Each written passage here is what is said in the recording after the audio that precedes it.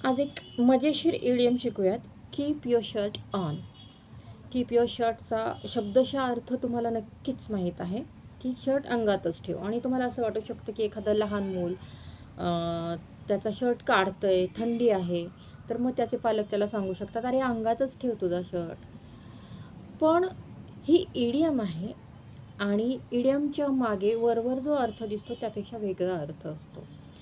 तर ह्या इडियमचा अर्थ आहे control your emotions, stay calm, stay focused, panic होऊ नको, भावनांवर ताबा ठेव. तर मग तुम्हाला आश्चर्य वाटेल की शर्टचा भावनांचा काय संबंध आहे.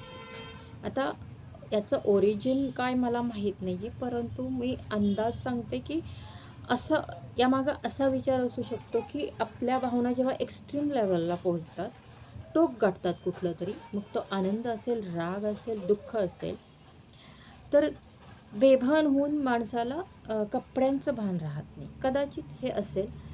आणि जनरली आपण असं नाही पाहत की राग आलाय खूप आणि कुणीतरी शर्ट काढलाय अंगातला, किंवा आनंद झालाय आणि शर्ट काढलाय. पण असं खरोखरच घडलेलं आहे. रेअर केस म्हणून आपण याकडे पाहूयात. एक सामना होता, इंग्लंड आणि भारतमध्ये क्रिकेट मॅच झाली होती. त्यावेळेस इंग्लंडनं आपल्याला पहिल्यांदा फलंदाजी करून 300च्याहून जास्त धावांचं आव्हान दिलं होतं. मला वाटतं 340-350 धावा करायच्या होत्या. आणि तेव्हा एक मला वाटतं 25 वर्षापूर्वीची गोष्ट असेल, तेव्हा ती टोटल म्हणजे आम्हाला अशक्य वाटलं प्रेक्षकांना की हे नाही होणार. आणि जेव्हा बॅटिंग आपली सुरू झाली तेव्हा तर आम्ही अजून निराश झालो, कारण जे जे मोठी नावं होती, सचिन, सेहवाग, द्रविड, हे अगदी स्वस्तामध्ये आऊट होऊन पॅव्हलियनमध्ये परतले होते. आणि मग ॲज अ कॅप्टन म्हणून आम्ही सौरव गांगुलीकडं अपेक्षेनं बघत होतो की ॲटलिस्ट आपलं थोडंसं नाक कापलं जाऊ नये, कुठंतरी एक चांगली टोटलपर्यंत तरी पाठलाग करावा. अगदीच स्वस्तात सगळ्यांनी आऊट होऊ नये म्हणून आम्ही वाट बघत होतो. आणि गांगुलीसुद्धा खूप कमी धावा करून बाद झाला.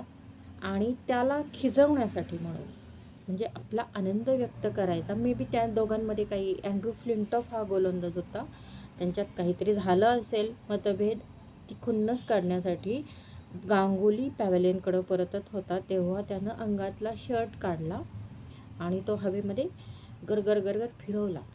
तर ही त्याची आनंद व्यक्त करण्याची पद्धत होती. आणि त्यानंतर अर्थात एक भारतीय प्रेक्षक म्हणून आम्हाला या कृतीचा राग आला की अरे काय खिजवायचं, खेळ आहे, असं होऊ शकतं. आणि त्यानंतर युवराज आणि मोहम्मद कैफ आले आणि ते लहान मुलं होती, 18-19 वय होतं त्यावेळेस त्यांचं. आणि त्यांनी अतिशय संयमानं खेळत आणि विचारपूर्वक खेळत तो सामना जिंकून दिला भारताला. आणि शेवटच्या चेंडूवर जेव्हा विजय मिळाला तेव्हा मग गांगुलीनं परतफेड केली. गांगुली पॅव्हलियनमध्ये होता आणि त्यानं त्याचा शर्ट काढला आणि फ्लिंटॉफकडं बघत त्यानं तो हवेमध्ये फिरवला. आणि तेव्हा आम्हाला मात्र मग आम्ही गांगुलीला सपोर्ट केला की हां, असंच म्हणजे आनंद किंवा काही खुन्नस व्यक्त करायची किंवा आनंद किंवा राग अशा वेळेस माणूस अशी कृती करतो. ह्याचा हा एक सामना मला आठवतो आहे, हे एक उदाहरण होऊ शकतं. तर जेव्हा तुमचा भावनांवर ताबा राहत नाही तर तुम्ही ही अशी कृती करून जाता.